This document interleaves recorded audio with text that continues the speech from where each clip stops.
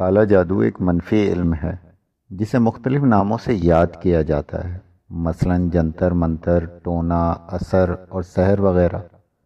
کالے جادو کی حقیقت دنیا کی ہر قوم اور خطے میں تسلیم کی گئی ہے، اور اقوام عالم میں یہ کئی روپ میں موجود ہے۔ دراصل روز اول سے ہی انسان نے اپنے آپ کو خوف و خطر میں گھیرا ہوا پایا، چنانچہ اپنی حفاظت اور بچاؤ کے لیے اس نے طرح طرح کے اقدام کیے، اجتماعی زندگی کو اپنایا، چار دیواری اور مکان کا سہارا لیا، جسمانی، روحانی اور نفسیاتی بیماریوں سے نجات حاصل کرنے کے لیے مختلف علاج دریافت کیے۔ یہی نہیں بلکہ بے رحم اور سرکش اور پراسرار مخلوق سے محفوظ رکھنے کی خاطر جادو، ٹونے اور جنتر منتر بھی ایجاد کیے۔ اصل میں وہ وقت اور حالات کو اپنے تصورات اور مرضی کے مطابق ڈھالنا چاہتا تھا، اپنی کامیابی کے لیے فوری اور آسان راستے کا متلاشی تھا، اسی لیے نام نہاد جادو ٹونے کے چکر میں اپنی دولت برباد کرنے لگا۔ کالا جادو ایک ایسے نوجوان کی داستان ہے جو راتوں رات امیر بن کر دولت کی ریل پیل میں داخل ہونا چاہتا تھا، لیکن اس ہوس زر میں ایک شیطان صفت آدمی کے چنگل میں پھنس جاتا ہے جو اسے اپنے مذموم مقاصد کے لیے استعمال کرنا چاہتا ہے۔ انکار کی صورت میں وہ قاتل بن جاتا ہے، پھانسی کے تختے تک جا پہنچتا ہے، اور پھر کسی طرح پھانسی سے بچ جاتا ہے تو والدین سے محروم ہو کر در بدر کی ٹھوکریں کھاتا ہے۔ یوں اس کی زندگی میں مصائب کا ایک طویل سلسلہ چل نکلتا ہے جو اس کے ساتھ ساتھ آپ کو بھی کسی اور دنیا میں لے جاتا ہے۔ آئیے چلتے ہیں کہانی کے اگلے حصے کی طرف۔ اب بھی پاک اور ناپاک کے چکر میں پڑے ہو میاں جی، تمہاری مرضی۔ سن کمینے غلیظ سادھو، میرے ساتھ جو کچھ ہو چکا ہے وہی اتنا ہے کہ میں دنیا سے بیزار ہو گیا ہوں۔ میرے گناہ اتنے ہوں گے کہ میری یہ انتہا ہوئی۔ اب اس آخری وقت میں تیرے سامنے یہ ناپاک اقرار کر کے اپنا ایمان نہیں کھونا چاہتا۔ موت میرے سامنے ہے، اب مجھے کسی اور چیز سے دلچسپی نہیں۔ میں تھوکتا ہوں تجھ پر۔ وہ کچھ دیر خاموش رہا، پھر بولا، زندہ تو تمہیں رہنا ہے میاں جی، میں سمجھا تھا کہ کسبل نکل گئے ہوں گے، موت کو سامنے دیکھ کر ہوش آ گیا ہوگا، مگر کوئی بات نہیں، میرے پاس بھی وقت ہے اور تمہارے پاس بھی۔ یہ کام تمہیں کرنا ہوگا، آج نہیں کل، کل نہیں پرسوں، ایسے نہیں چھوڑوں گا میاں جی۔ ایک دفعہ میں مر گئے تو کیا فائدہ، مزہ تو جب ہے کہ بار بار مرو، اس وقت تک مرتے رہو جب تک ہمارا کام کرنے کے لیے تیار نہ ہو جاؤ۔ سنتری چونک چونک کر مجھے دیکھ رہے تھے، وہ سمجھ رہے تھے کہ شاید میں کچھ کہہ رہا ہوں، لیکن میں ان سے مخاطب نہیں تھا۔ آخری الفاظ کے بعد میں خاموش ہو گیا، مگر میری سمجھ میں کچھ نہیں آیا تھا۔ بالآخر میں جیل کے پھانسی گھر پہنچ گیا۔ عجیب سی جگہ بنی ہوئی تھی، مجھے سیڑھیاں چڑھائی گئیں، پھر میری آنکھوں پر کپڑا چڑھایا گیا۔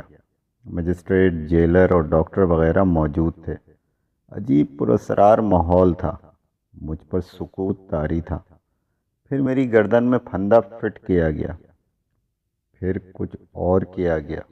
مجھے اپنے پیروں تلے زمین نکلتی محسوس ہوئی، پھر یوں لگا جیسے کوئی نرم چیز میرے پیروں کے نیچے آ گئی ہو، کسی نے مجھے نیچے گرنے سے روک لیا ہو۔ پھر ایک دھواں سا میرے اوپر چھا گیا اور دو ہاتھوں نے میری گردن سے پھندا نکال لیا۔ عجیب سا شور سنائی دیا، بھاگ دوڑ ہونے لگی۔ کسی نادیدہ ہاتھ نے میری کلائی پکڑی اور دوڑنے لگا۔ میں بے اختیار قدم اٹھا رہا تھا، بلکہ یہ کہا جائے تو غلط نہیں ہوگا کہ میں گھسٹ رہا تھا۔ پھر جیل کا دروازہ نظر آیا، اور پھر دروازے پہ کھڑے سنتری ادھر ادھر لڑک گئے، ان کے ہاتھوں سے بندوقیں گر گئیں۔ کسی نے ذیلی دروازہ کھولا اور مجھے باہر نکال لایا۔ جیل کے دروازے سے کچھ فاصلے پر املی کا ایک درخت نظر آیا جو بہت گھنا تھا۔ اس کی موٹی موٹی شاخیں دور تک پھیلی ہوئی تھیں۔ مجھے یوں لگا جیسے کسی نے مجھے اٹھا کر ایک موٹی سی شاخ پر بٹھا دیا ہو۔ میرا سانس پھول رہا تھا، حالت خراب ہو رہی تھی۔ پھر اچانک میرے سر سے کوئی چیز لگی۔ دو پاؤں تھے جو لمبے ہوتے جا رہے تھے، پھر وہ اسی شاخ سے آ ٹکے جس پر میں بیٹھا ہوا تھا۔ اس کے بعد ایک جسم بھی شاخ پر آ گیا۔ یہ کہنا بیکار ہے کہ میں اسے پہچانتا تھا۔ وہی منحوس چہرہ میرے سامنے تھا اور وہی شیطانی مسکراہٹ اس کے ہونٹوں پر تھی۔ کیسی رہی میاں جی؟ بچ گئے پھانسی سے تم؟ میری قوت گویائی ختم ہو گئی تھی، پورا جسم لرز رہا تھا۔ یہ سب کچھ خواب نہیں تھا، زندگی ختم ہو گئی تھی میری، سب کچھ ہو گیا تھا، پورے حواس کے عالم میں ہوا تھا، مگر میں بچ گیا۔ میں زندہ ہوں، میں زندہ ہوں، اس نے کہا۔ اور اب آگے تمہیں بچنا ہے۔ میاں جی پھانسی دینے والے مصیبت میں پڑ گئے ہیں، ساری جیل تمہیں ڈھونڈتے پھر رہی ہے۔ جاؤ گے ان کے پاس؟ میں خشک ہونٹوں پر زبان پھیر کر رہ گیا۔ اس نے ایک طرف اشارہ کرتے ہوئے کہا، ادھر دیکھو، تمہارے گھر والے تمہاری لاش لینے آئے ہیں۔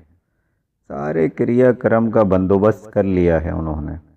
سنو میاں جی، اور کچھ نہیں کہیں گے تم سے، مگر اتنا کہنا ہے کہ ایک دن تمہیں ہمارا یہ کام کرنا پڑے گا۔ خود آؤ گے چل کر ہمارے پاس، ہم سے رو رو کر کہو گے، مہاراج ہم تمہیں پھاگن کے دوار لے چلنے کے لیے تیار ہیں، آؤ ہمارے ساتھ چلو۔ جب تک تم ہمارا یہ کام نہ کرو گے ایسے ہی در بدر پھرتے رہو گے، جہاں جاؤ گے مصیبت تمہارے ساتھ ہوگی، جہاں ٹکو گے وہاں والے بھی مصیبت میں پھنس جائیں گے، کوئی تمہیں ساتھ رکھنے کو تیار نہ ہوگا، سب تم سے پناہ مانگیں گے، اور پناہ تمہیں کہاں ملے گی؟ ہمارے پاس آ کر، ہمارا کام کر کے سمجھے۔ ہمارا کام ہی تھا کہ تم کو یہاں سے نکال کر لے آتے۔ روشنی میں نیچے اترے تو دھر لیے جاؤ گے، رات کو اترنا اور گھر چلے جانا، اور پھر سوچنا، کیا سمجھے؟ وہ اچانک میرے سامنے سے غائب ہو گیا۔ میں پتھرایا ہوا تھا، ہاتھ پاؤں سن تھے، اپنا بدن اپنا لگتا ہی نہیں تھا، اور اب اپنا وجود اپنا تھا۔ مجھے تو سزائے موت ہو چکی تھی۔ جیل کی دنیا میں بھی یہ اپنی نوعیت کا پہلا ہی واقعہ ہوگا، اس سے پہلے بھلا ایسا کہاں ہوا ہوگا، مگر کچھ احساس تو دوسرے لوگوں کو بھی ہوگا۔ اب تو سوچا جائے گا کہ میں بے گناہ تھا، کسی پراسرار جال میں پھنسا ہوا تھا۔ اگر ایسا نہ ہوتا تو یہ کیسے ہوتا؟ ضمیر الدین صاحب نے یہ حوالے دیے تھے، مگر وکیل سرکار نے ان باتوں کا خوب مذاق اڑایا تھا۔ ضمیر الدین صاحب کے بارے میں نازیبا جملے ادا کیے گئے تھے۔ اس نے کہا تھا، دوسرا قتل صرف اس لیے کیا گیا ہے کہ جناب والا کہ ملزم خود کو دماغی مریض ظاہر کرنا چاہتا ہے۔ اس نے صرف اس بات کا یقین دلانے کے لیے ایک انسان کی جان لے لی۔ وہ بے رحم اور سفاک ہے، اسے صرف اور صرف موت کی سزا دی جائے۔ ٹھیک ہے وکیل صاحب، اس کا یقین آپ کو ضرور دلاؤں گا۔ میں نے سوچا، دل و دماغ عجیب کیفیت کا شکار تھے، بڑی مضحکہ خیز کیفیت پیدا ہو گئی تھی۔ خوف تھا کہ نیچے اترا تو نہ جانے کیا ہو۔ زندگی کسے پیاری نہیں ہوتی۔ ٹھنڈی سانس لے کر ادھر ادھر دیکھا، جہاں بیچارے ماموں ریاض میرے چھوٹے بھائی اور پڑوس کی مسجد کے پیش امام اور مزید 2 افراد کے ساتھ کھڑے ہوئے تھے۔ ایک لمحے کے لیے دل چاہا کہ درخت سے نیچے کودوں اور دوڑتا ہوا ان کے پاس پہنچ جاؤں، انہیں بتاؤں کہ میں زندہ ہوں، مگر ہمت نہ ہو سکی تھی۔ پھر کچھ سپاہی باہر آئے، ماموں صاحب کو بلا کر اندر لے گئے۔ کوئی آدھے گھنٹے بعد ماموں صاحب واپس آئے۔ عجیب شکل ہو رہی تھی۔ سب واپس چلے گئے۔ مجھے تو یہ پورا دن یہاں پر گزارنا تھا۔ حیران پریشان درخت پر بیٹھا رہا۔ دن کو 12 بجے کے قریب ایک بار پھر میں نے ماموں ریاض کو دیکھا۔ اس وقت والد صاحب، والدہ صاحبہ، بھائی اور بہن بھی ساتھ تھے۔ والد کو بہت دن کے بعد دیکھا تھا۔ آنکھوں سے آنسو بہنے لگے، مگر جذبات سے کام نہیں لیا جا سکتا تھا۔ صبر کیا۔ وہ لوگ اندر گئے، کافی دیر بعد باہر آئے اور پھر چلے گئے۔ میرا تمام دن بھوکے پیاسے گزرا تھا۔ پھر جب خوب تاریکی پھیل گئی تو میں نیچے اترا اور تیزی سے ایک طرف چل پڑا۔ گھر کا رخ بھول کر بھی نہیں کر سکتا تھا۔ جانتا تھا قانون آسانی سے پیچھا نہیں چھوڑے گا۔ پھر سادھو کے الفاظ بھی یاد تھے، گھر والے تو صبر کر ہی لیں گے، مگر میں انہیں اپنی نحوست کا شکار نہیں کرنا چاہتا تھا۔ اب کیا کروں؟ کہاں جاؤں؟ کہاں ٹھکانہ ہے میرا؟ دل و دماغ خوف کے زیر اثر تھے۔ قوت فیصلہ ساتھ چھوڑ چکی تھی۔ شہر اتنا اجنبی نہیں تھا، لیکن اس وقت یوں لگ رہا تھا جیسے پوری کائنات میں کوئی شناسہ نہ ہو۔ انسانی شکل میں نظر آنے والا ہر وجود دشمن ہو۔ یوں لگ رہا تھا جیسے پوری کائنات میں کوئی شناسہ نہیں ہے۔ موت میری طاق میں اور زندگی ایک کمزور و بے بس چڑیا کی مانند، جو پرواز کے قابل ہو اور جینے کی آرزو میں پھڑپھڑا رہی ہو۔ کون سی جگہ ہے جو میری پناہ گاہ بن جائے گی؟ میری نگاہ ہر سائے میں پناہ ڈھونڈ رہی تھی، مگر ہر سایہ خوف کا سایہ تھا۔ قدم کس طرف لے جا رہے ہیں اندازہ بھی نہیں ہو رہا تھا۔ پھر شاید غیب سے رہنمائی ہوئی۔ ریل کی سیٹی کی آواز کے سناٹے کو چیرتی ہوئی کانوں سے ٹکرائی اور میرے قدم رک گئے۔ ریل، ہاں، ایک راستہ یہ بھی ہے۔ کچھ فاصلے پر ریلوے اسٹیشن ہے۔ کیوں نہ یہاں سے نکل جایا جائے؟ کیوں نہ یہ شہر چھوڑ دیا جائے؟ ہو سکتا ہے یہاں سے دور جا کر زندگی کی آس بندھے۔ قدم پھر آگے بڑھے، رفتار تیز ہو گئی۔ دماغ پر نیند جیسی کیفیت طاری تھی۔ اسی عالم میں اسٹیشن پر پہنچا۔ بہت سی چیزوں کا احساس بھی نہ ہو سکا۔ بس ریل کے آگے بڑھنے کے جھٹکے سے جیسے آنکھ کھل گئی۔ میں نے آنکھیں پھاڑ کر ارد گرد کے مناظر دیکھے۔ کھڑکی سے باہر روشنیاں رینگ رہی تھیں۔ اندر بلب ان مسافروں کو نمایاں کر رہے تھے جو کہیں دور سے آ رہے تھے اور دور جا رہے تھے۔ سب کے سب میری طرح نیند کے سحر میں ڈوبے ہوئے، نہ جانے میں کیسے ان کے درمیان میں آیا اور انہوں نے مجھے کیسی نگاہ سے دیکھا تھا۔ روشنیوں کے دوڑنے کی رفتار تیز ہو گئی۔ یوں لگ رہا تھا جیسے انہیں اندھیرے کا خوف ہو اور وہ اس سے جان بچانے کے لیے بھاگ رہی ہوں۔ کوشش کے باوجود آنکھیں نہ کھلیں۔ ذہن نے سوچوں کی گرفت سے آزادی کی جد و جہد کی اور اس کے حصول میں کامیاب ہو گیا۔ سارا بدن خوشگوار احساس کے ساتھ سو گیا، اور نیند کی یہ عنایت اس وقت تک قائم رہی جب تک اجالے کے شہنشاہ نے تاریکیوں کو ملیا میٹ نہ کر دیا۔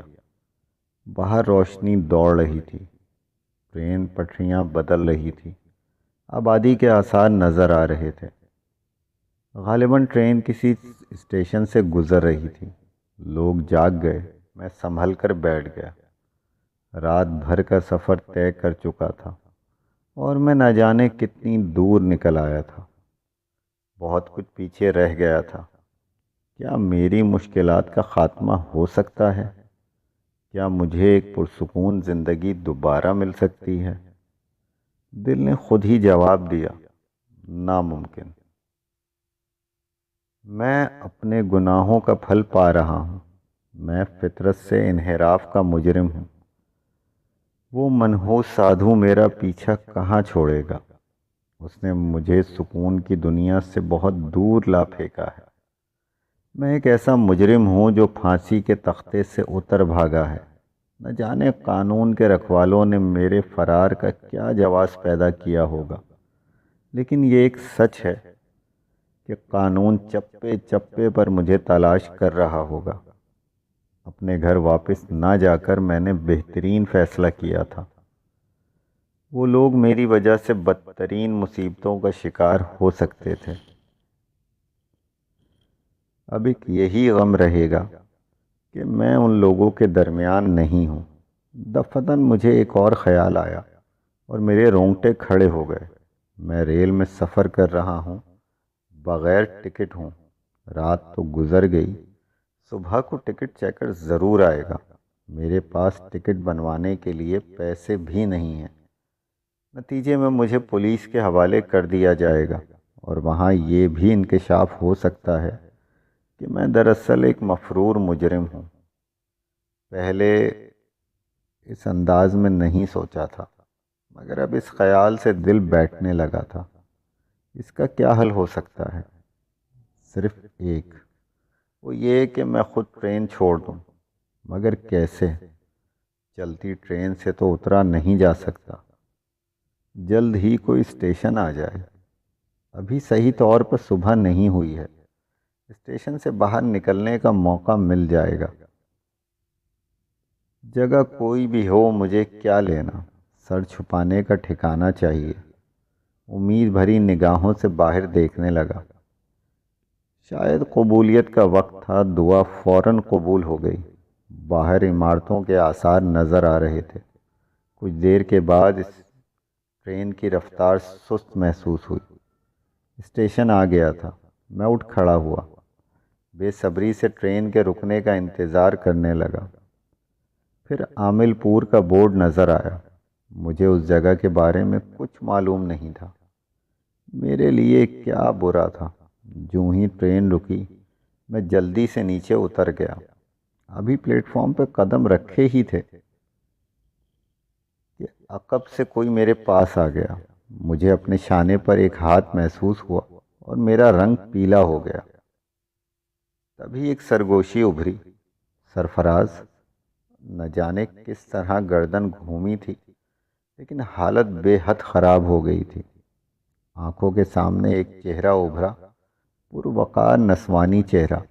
خاتون کی عمر 45 سال کے قریب ہوگی۔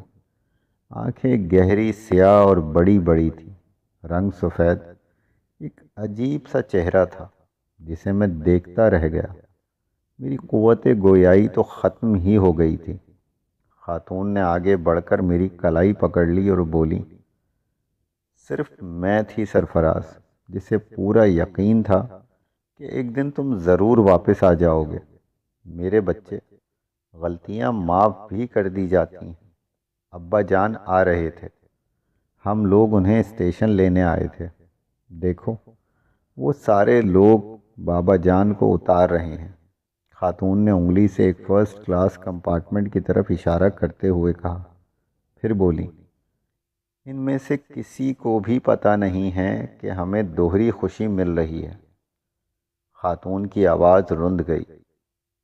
مجھ کمبخت نے ایک بار پھر انہیں اپنے بارے میں کچھ بتانا چاہا، لیکن آواز نہ جانے کہاں گم ہو گئی۔ خاتون پھر بولی، آؤ سرفراز آؤ، براہ کرم آؤ۔ ابا جان بہت ضعیف ہو گئے ہیں، بہت دن کے بعد آئے ہیں۔ وہ سب تمہیں دیکھ کر تو حیران ہی رہ جائیں گے۔ کچھ ایسا انداز تھا ان کا کہ میرے قدم خود بخود ان کے ساتھ آگے بڑھ گئے۔ انہوں نے اس طرح میری کلائی پکڑی ہوئی تھی جیسے میں بھاگ جاؤں گا، اور پھر وہ مجھے لیے ہوئے اس جگہ پہنچ گئیں جہاں سب ایک بزرگ کو گھیرے میں لیے ہوئے تھے، اور معمر بزرگ ایک ایک کو گلے سے لپٹا رہے تھے۔ پھر انہوں نے کہا، ریحانہ، ریحانہ کہاں ہے؟ کیا وہ نہیں آئی؟ جواب میں معمر خاتون آگے بڑھیں، اور اس وقت وہ سب میری جانب متوجہ ہو گئے۔ پھر ایک نوجوان لڑکی کی چیختی ہوئی آواز ابھری، ارے سرفراز بھائی، سرفراز بھائی! اور اس کے بعد وہ سارے کے سارے مجھ پر حملہ آور ہو گئے۔ میں بھلا ان سب سے مقابلہ کیسے کر سکتا تھا؟ میرا چہرہ ان کی غلط فہمی کو رفع کرنے کی کوشش کر رہا تھا۔ اب بھلا کون سننے والا تھا؟ ایک عجیب ہنگامہ برپا ہو گیا۔ معمر بزرگ بھی آگے بڑھے۔ انہوں نے میرے سامنے کھڑے ہو کر میرے چہرہ غور سے دیکھا، پھر دونوں ہاتھ پھیلا کر مجھے سینے سے لگا لیا۔ تو سرفراز میاں، تم آخر آ ہی گئے۔ بہت ہی اچھا فیصلہ کیا بیٹے، بہت ہی اچھا فیصلہ کیا۔ عقل کھوپڑی سے 2 فٹ اونچی اٹھ چکی تھی۔ کسی کی کوئی بات جو سمجھ میں آ رہی ہو، سارے کے سارے ایک ہی سر میں بول رہے تھے۔ معمر خاتون نے ان سب کو روکا اور بولی، یہ اسٹیشن پہ ہنگامہ کرنے کی ضرورت نہیں ہے، آؤ گھر چلیں، چلو گھر چلیں۔ مگر یہ سرفراز بھائی، یہ اسی ٹرین سے اترے ہیں، چلو۔ معمر خاتون نے اس دوسری لڑکی کے سوال کے جواب میں کہا۔ جن صاحب کو نانا جان کہا جا رہا تھا، انہیں تو سب بھول گئے۔ میرے ہی گرد جھمکٹا لگ گیا تھا۔ عجیب عجیب باتیں کی جا رہی تھیں میرے بارے میں۔ سارے کے سارے مجھے سرفراز سمجھ رہے تھے۔ نہ جانے کیوں انہیں اس قدر شدید غلط فہمی ہوئی تھی، لیکن میرے حق میں فی الوقت یہ بہتر تھا، کیونکہ اس غول میں بآسانی اسٹیشن کے گیٹ سے باہر نکل آیا تھا۔ ٹکٹ چیکر بھی لاپرواہ سا آدمی تھا، اس نے گنتی بھی نہیں کی۔ بہرحال ایک طرح سے عارضی طور پر یہ سہارا مل گیا تھا۔ باہر آ کر میں نے معمر خاتون کو اپنے بارے میں کچھ بتانا چاہا، لیکن معمر خاتون نے اب میرا ہاتھ چھوڑ دیا تھا اور ان بزرگ سے باتیں کرنے لگی تھیں جو کہیں سے آئے تھے۔ بعد میں نے ان لڑکیوں اور ان کے ساتھ موجود لڑکوں کو سمجھانا چاہا، سنیے بھائی صاحب۔ میں نے ایک نوجوان کو مخاطب کیا اور وہ مسکرا کر مجھے دیکھنے لگا، پھر بولا، آپ سے تو ایسی کشتیاں ہوں گی کہ نہ پوچھیں۔ سرفراز بھائی، آپ نے ہم سب کو زندہ درگور کر دیا تھا۔ آپ سوچ بھی نہیں سکتے تھے کہ ہم لوگوں پر کیا گزر چکی ہے۔ میں کچھ کہنا چاہتا ہوں۔ ارے تو کیا یہیں کہیں گے؟ گھر نہیں چلنا ہے؟ سنیے، آپ کو غلط فہمی ہو رہی ہے، میں سرفراز نہیں ہوں۔ آپ کو بہت بڑی غلط فہمی ہو رہی ہے، بعد میں آپ مجھے مورود الزام ٹھہرائیں گے۔ سنا نادیہ، یہ سرفراز نہیں ہے، ان کی تو ایسی کی تیسی، انہیں تو 10 بار سرفراز بننا پڑے گا۔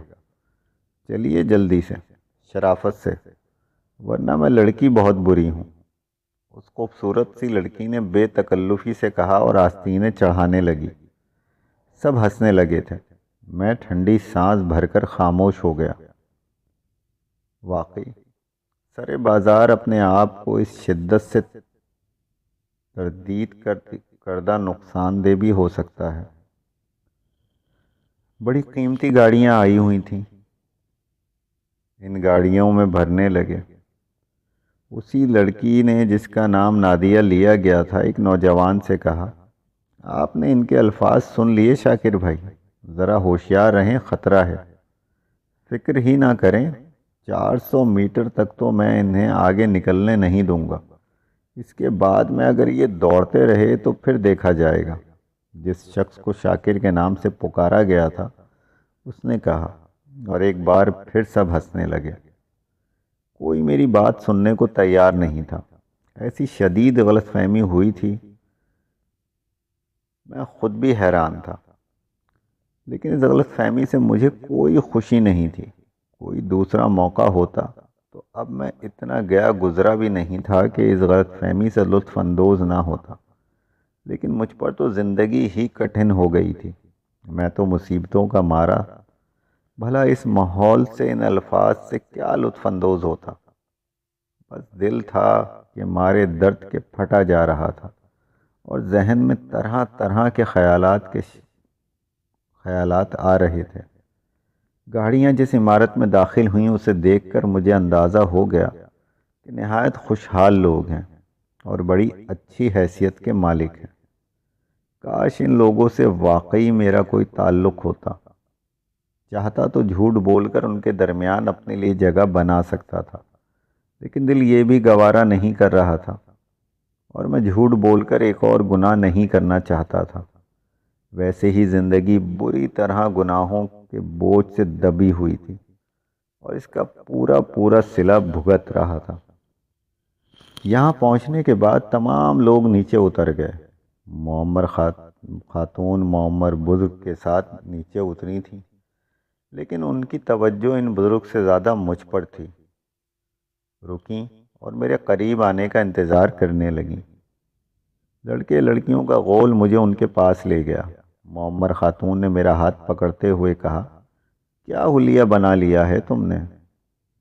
زندگی کھونے پر تلے ہوئے تھے، میں جانتی تھی، مجھے یقین تھا کہ تم واپس آ جاؤ گے، لیکن بیٹے، بڑائی اس میں ہے، اور پھر شاید تمہیں علم ہو کہ وہ نہ رہے۔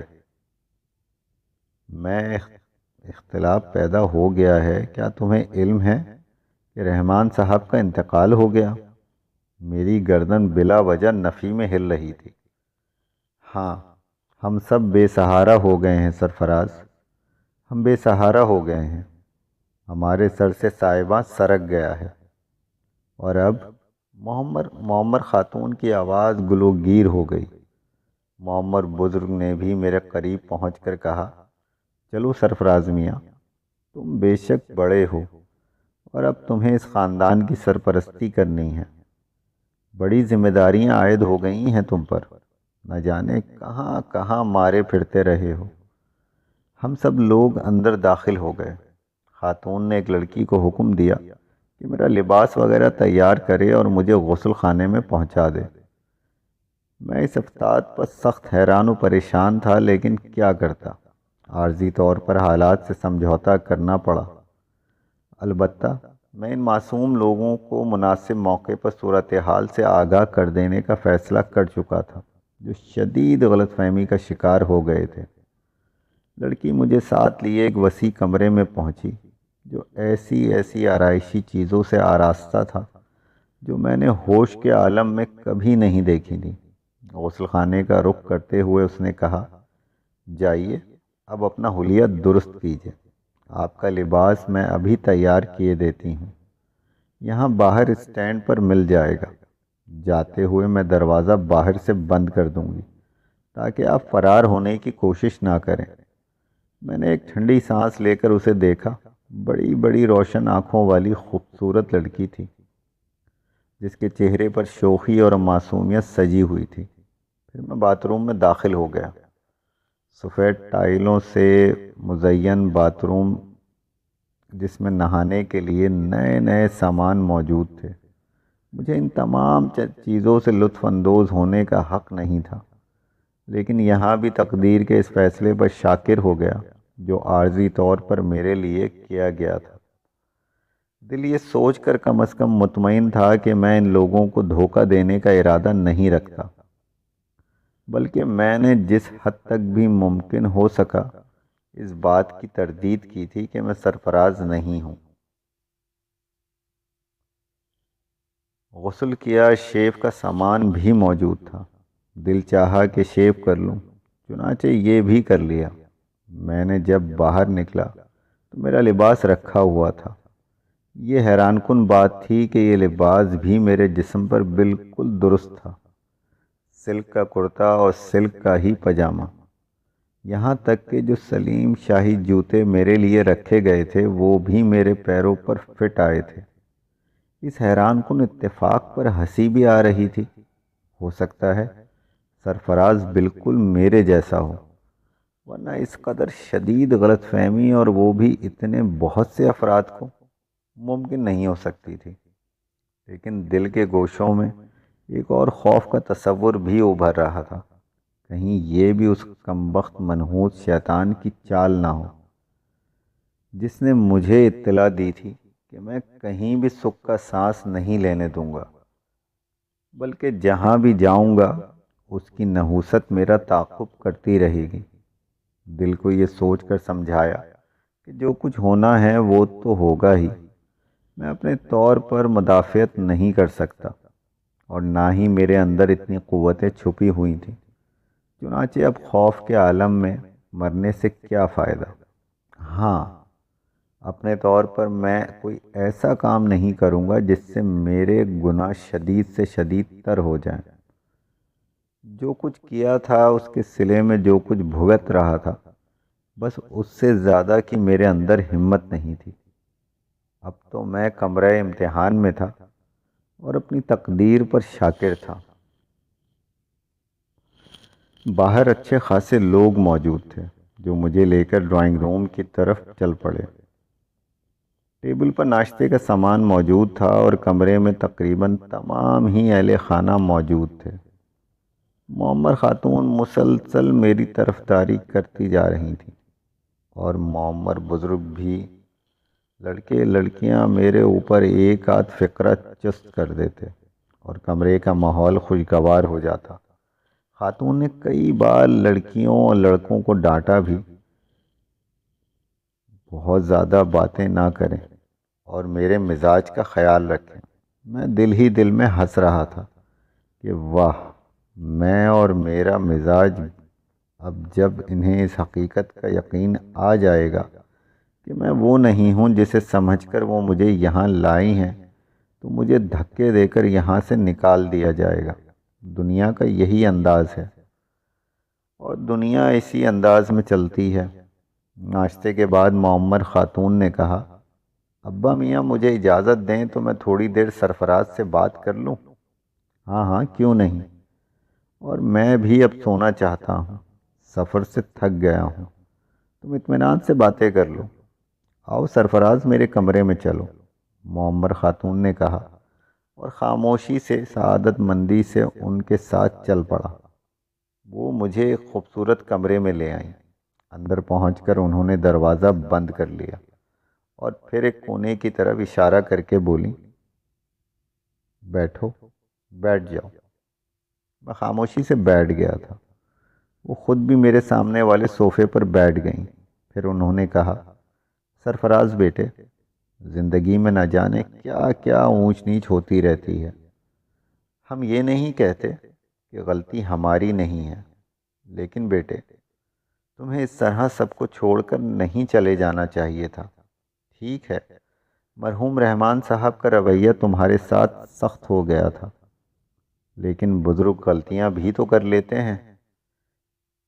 لیکن کیا ان غلطیوں کی اتنی بڑی سزا دی جاتی ہے انہیں؟ یقین کرو، رحمان صاحب کے دل پر تمہاری جدائی کا شدید غم تھا۔ وہ فریحہ کو اس عالم میں نہیں دیکھ سکتے تھے۔ تمہیں اس بات کا بھی علم ہے کہ فریحہ کو وہ سب سے زیادہ چاہتے تھے۔ فریحہ کی جو کیفیت تمہارے پیچھے ہوئی، میں اگر بتاؤں گی تو یہی سوچو گے کہ ماں ہوں، اپنی بیٹی کی وکالت کر رہی ہوں۔ مگر بیٹے، تم نے زیادتی کی ہمارے ساتھ۔ کچھ انتظار تو کر لیتے، کوئی صحیح فیصلہ بھی ہو سکتا تھا۔ میں آپ کو کس نام سے مخاطب کروں خاتون؟ میں نے کہا، اور معمر خاتون چونک کر مجھے دیکھنے لگی۔ کیوں؟ کیا تم بھول گئے کہ تم مجھے چچی جان کہتے ہو؟ جی، کچھ ایسے ہی حالات ہیں کہ میں اپنی مجبوریاں آپ کو بتا نہیں سکتا، لیکن اس بات سے آپ کو آگاہ کر دینا بے حد ضروری سمجھتا ہوں کہ حقیقتاً میں سرفراز نہیں ہوں۔ میں زمانے کا ستایا ہوا ایک انسان ہوں، اور میں آپ کو دھوکہ دے کر یہاں اپنے لیے کوئی مقام بنانے کا خواہش مند بھی نہیں ہوں۔ معمر خاتون بے اعتباری کے انداز میں سنجیدگی سے مجھے دیکھتی رہیں، پھر بولیں، اس کا مطلب ہے تمہارا دل ابھی صاف نہیں ہوا۔ رحمان صاحب کی موت نے بھی تمہارے دل میں ہمارے لیے نرمی پیدا نہیں کی۔ خیر، جو کچھ تم کہہ رہے ہو کہتے رہو۔ تمہاری سنگ دلی کا تھوڑا تھوڑا اندازہ تو مجھے تھا، لیکن اچھا ٹھیک ہے، فریحہ سے مل لو۔ ایک بار اسے یہ بھی بتا دو کہ تم سرفراز نہیں ہو، اس کے بعد ہم اپنی تقدیر پر شاکر ہو جائیں گے۔ جو کچھ بھی فیصلہ تم کرو گے ہمیں منظور ہوگا۔ میری بچی تمہارے جانے کے بعد کبھی مسکرائی نہیں ہے، کاش تمہیں ان تکلیفوں کا بھی احساس ہوتا۔ ٹھیک ہے خاتون، بالکل ٹھیک ہے۔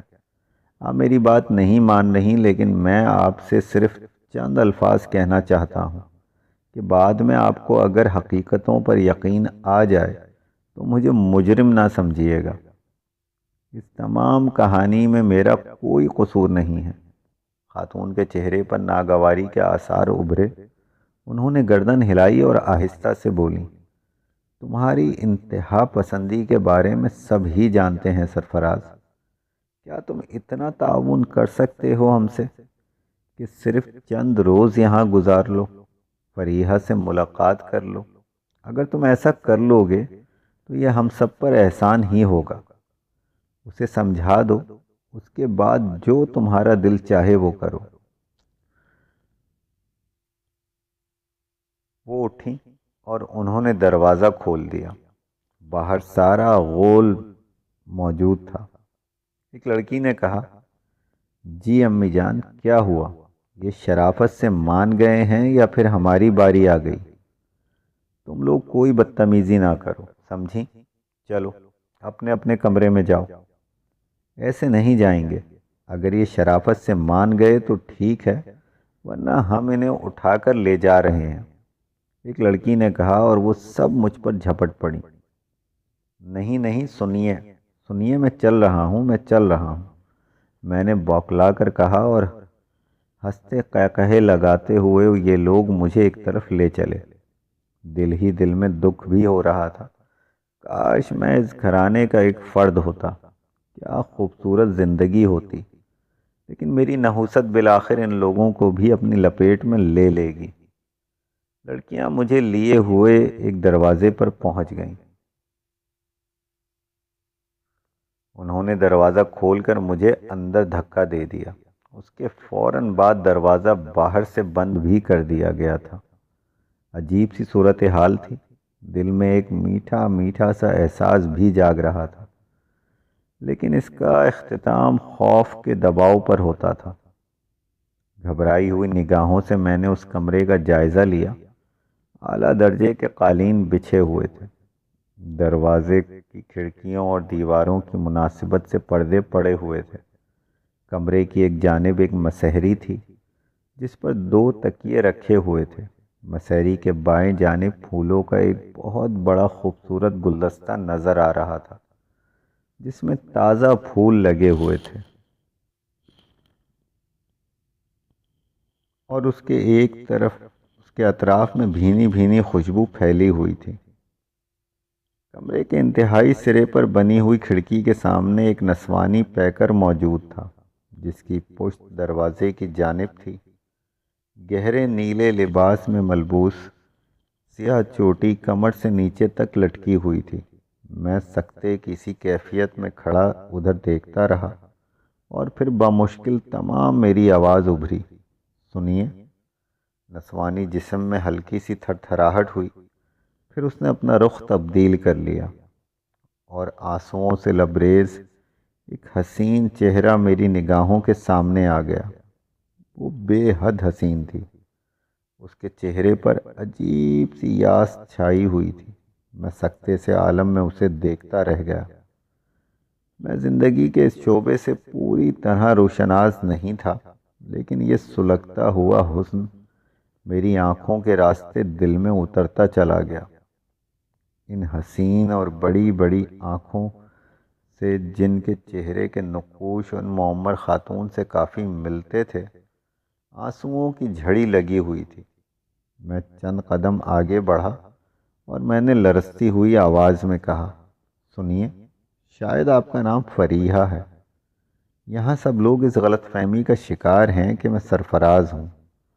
ان لوگوں نے مجھے ریلوے اسٹیشن پر دیکھا تھا، لیکن میں آپ کو یہ بتا دینا چاہتا ہوں خاتون کہ میرا نام سرفراز نہیں ہے۔ ہو سکتا ہے میرا چہرہ ان سے اتنا ملتا جلتا ہو کہ سب دھوکہ کھا رہے ہیں، لیکن آپ کو دھوکہ نہیں کھانا چاہیے۔ یہ غلط فہمی آپ کے لیے سب سے زیادہ بھیانک ہو سکتی ہے۔ وہ آنسو بھری نگاہوں سے مجھے دیکھتی رہی، پھر اس نے کہا، عامل پور کیوں آ گئے؟